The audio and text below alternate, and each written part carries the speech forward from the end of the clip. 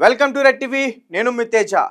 అయితే వచ్చేసింది game changer second trailer మనందరి ముందుకు వచ్చేసింది. సో ట్రైలర్ చూసినప్పుడు నాకు చాలా చాలా హ్యాపీ అనిపించింది. ఎందుకంటే రామ్ చరణ్ గారు చాలా గెటప్స్లో కనిపించారు. అంటే సాధారణంగా ఇప్పుడొచ్చే సినిమాల్లో హీరోని ఒక్క గెటప్లోనే మాత్రమే చూస్తాం. సో నేను ఎందుకు ఈ విధంగా చెప్తున్నానో మీ అందరికీ పూర్తిగా అర్థమయ్యి ఉంటుంది. నాకన్నా ముందు మీరు ట్రైలర్ ఆల్రెడీ చూసే ఉంటారు. సో ట్రైలర్ చూడగానే మీకు ఏమనిపించింది మాకు కింద కామెంట్ సెక్షన్లో మీ యొక్క ఒపీనియన్ అయితే మాకు తెలియపరచండి. అలాగే ట్రైలర్ చూసిన తర్వాత ఒక డైలాగ్ ఉంటుంది, ఒక ఏనుగు సరిపడనుగా తింటే ఓకే, ఒకసారి తినకపోతే ఏం కాదు, అలా తినకపోతే ఆ తిన్న దాన్ని 100 చీమలు తింటాయి అని చెప్పేసి ఒక డైలాగ్ ఉంది. సో ఇది ఖచ్చితంగా పొలిటికల్కి సంబంధించిన బ్యాక్డ్రాప్ సినిమాని మనకు పూర్తిగా అర్థమైపోతుంది. సో అంటే రాజకీయ నాయకులే కదా అలా ఎక్కువగా డబ్బులు దాచుకుని పెట్టకుండా, ప్రజలకు వసపెట్టకుండా దాచుకుని ఉంచుకుంటారు. సో దానికి సంబంధించిందే డైలాగ్. సో అలాగే రామ్ చరణ్ గారు తర్వాత ఐపీఎస్ ఆఫీసర్గా కనిపించారు, మళ్ళీ ఐఏఎస్ ఆఫీసర్గా కనిపించారు, మళ్ళీ ఒక సీనియర్ పొలిటికల్ లీడర్లా కనిపించారు. నేను డబ్బు కోసం కాదు, నేను ప్రజల కోసం, డబ్బు సంపాదించడానికి కోసం రాలేదు, ప్రజల సేవ చేయడానికి రాజకీయాల్లోకి వచ్చానంటూ ఒక మంచి డైలాగ్స్ అయితే మాత్రం అసలు ఈ ట్రైలర్ అదిరిపోయింది. ఇంకా హెలికాప్టర్ షాట్ అంటారా, ఫ్యాన్స్కి ఇంకా అదొక మంచి ఇదని చెప్పుకోవచ్చు. ఎందుకంటే చాలా రోజులు అయిపోయింది రామ్ చరణ్ గారిని స్క్రీన్ మీద చూసి. ట్రిపుల్ ఆర్ తర్వాత ఆయన సింగిల్గా తీసిన మూవీ లేదు. ట్రిపుల్ ఆర్కి ముందు కూడా ఆయన మూవీస్ అంత ఇది లేదు, ఒక రంగస్థలం తప్ప. తర్వాత ట్రిపుల్ ఆర్ఏ, మళ్ళీ ఇప్పుడు గేమ్ చేంజర్. మరి గేమ్ చేంజర్ అసలు ఎలా ఉండబోతుంది? మనం ఏమన్నా సరదాగా స్టోరీ ఎక్స్పెక్ట్ చేద్దామా, ట్రై చేద్దామా స్టోరీ ఎలా ఉండబోతుందో? సాధారణంగా ఇలాంటి పొలిటికల్ బ్యాక్డ్రాప్ ఉన్న సినిమాలు మన తెలుగు ఫిల్మ్ ఇండస్ట్రీలో ఇప్పటివరకు చాలామంది తీశారు. ముఖ్యంగా మెగా ఫ్యామిలీ నుంచి కూడా చాలా సినిమాలు వచ్చాయి. చిరంజీవి గారు ఇలాంటి సినిమాలో బాగా నటించారు. ముఖ్యంగా ఇంద్రా సినిమాలో కానీ, అలాగే స్టాలిన్ సినిమాలో కానీ. అంటే పూర్తిగా పొలిటికల్ కాకపోయినా ఒక పొలిటికల్ బ్యాక్డ్రాప్ అయితే ఖచ్చితంగా కనిపిస్తుంది. సో అలాగే పవన్ కళ్యాణ్ గారు కూడా చాలా సినిమాలు అట్లా చేశారు. ఇప్పుడు రామ్ చరణ్ గారు సేమ్ అలాంటి ఒక కథనే ఎంచుకున్నారు.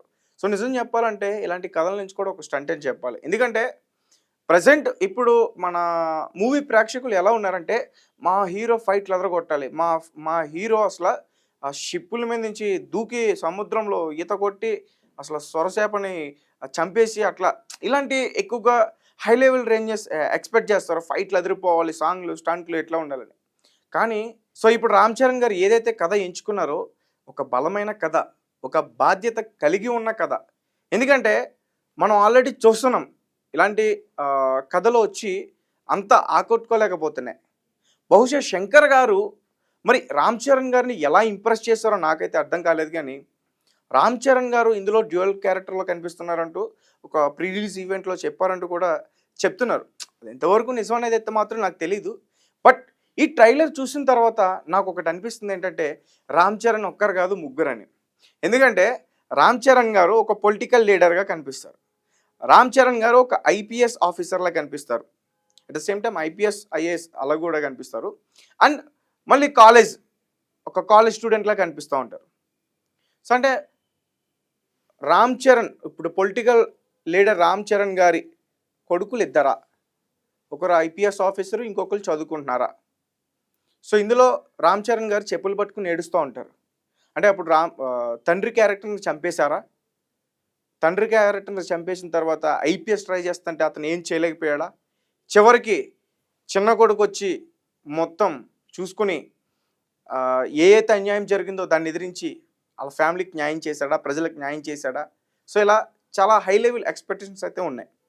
సో అంటే స్టోరీ రొటీన్ అయినప్పటికీ సో స్క్రీన్ ప్లే ఎలా ఉండబోతుంది? మరీ ముఖ్యంగా శంకర్ గారి స్క్రీన్ ప్లే చాలా బాగుంటుంది. ఇప్పటివరకు ఆయన తీసిన సినిమాలు కాదు, ఒక రకంగా చెప్పాలంటే అసలు అవి పెద్ద స్టంట్లు అని చెప్పుకోవచ్చు. ఒక్కో సినిమాకి ఆయన రేంజ్ పెరుగుతూనే వచ్చింది, ఎక్కడ కూడా తగ్గలే. సో అంటే సినిమాలో యావరేజ్గా ఆడినా తమిళ్లో చాలా సూపర్ హిట్. శంకర్ గారు కంటే తమిళ్లో అంత అద్భుతంగా తీసిన వ్యక్తులైతే ఇప్పటివరకు నాకు ఎవరో కనిపించలేదు. ఒక రోబో, బాయ్స్, ఒక అంటే ఒక కథలో హీరోని ఆడియన్స్ చూస్తే చాలా ఇంప్రెస్ అవుతారు. అట్లా ఉంటాయి ఆయన కథలు. కానీ రీసెంట్‌గా వచ్చిన 'భారతీయుడు 2' అనేది కొంచెం ఫెయిల్ అయింది. సో, అంటే మరి అది ఎందుకు ఫెయిల్ అయిందో అదైతే మనకి పూర్తిగా తెలీదు.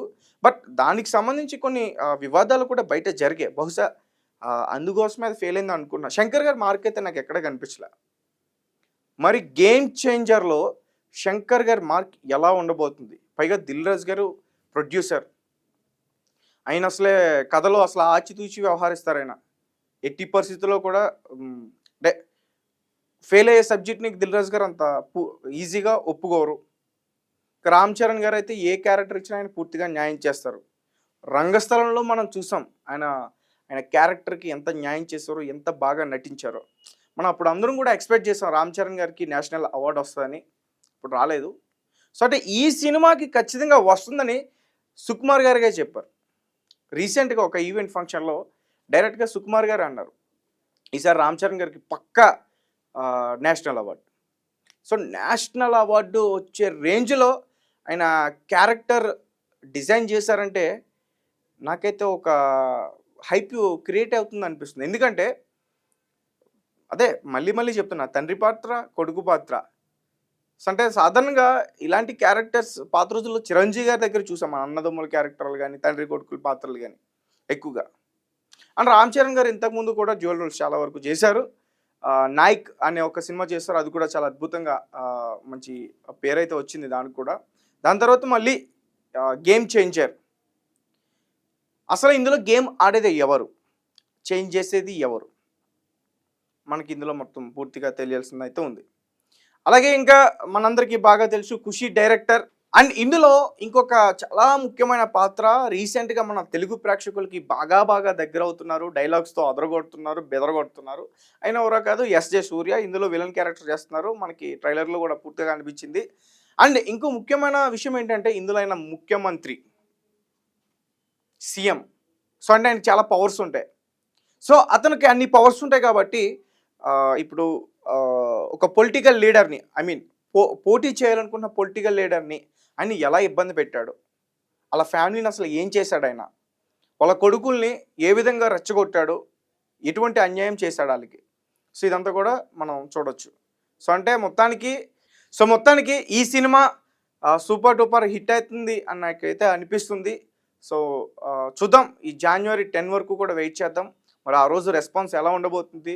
మరి ఇప్పటి వరకు బుకింగ్స్ త్వరలోనే ఓపెన్ అవుతాయి. బట్ బెనిఫిట్ షోలు లేవంటున్నారు. సో, మరి ఆ రోజైనా డెసిషన్స్ మార్చుకుని మళ్ళీ బెనిఫిట్ షోలకి అవకాశం ఇస్తారా? లేకపోతే టికెట్స్ అయినా ఇంకా హైక్ చేస్తారా? అన్నదైతే మాత్రం చూడాలి. బట్ ఈసారి ఈ సంక్రాంతికి ఇంకా టైం ఉన్నా, ఇంకా ముందే రిలీజ్ అవుతున్నాయి కానీ ఈ సంక్రాంతికి ఖచ్చితంగా 'గేమ్ చేంజర్' తీసుకెళ్ళిపోతుంది. ఇది మాత్రం గ్యారంటీ. ఎందుకంటే అక్కడ ఉన్నది 'Ram Charan', global star 'Ram Charan'. Thank you for watching. Thank you so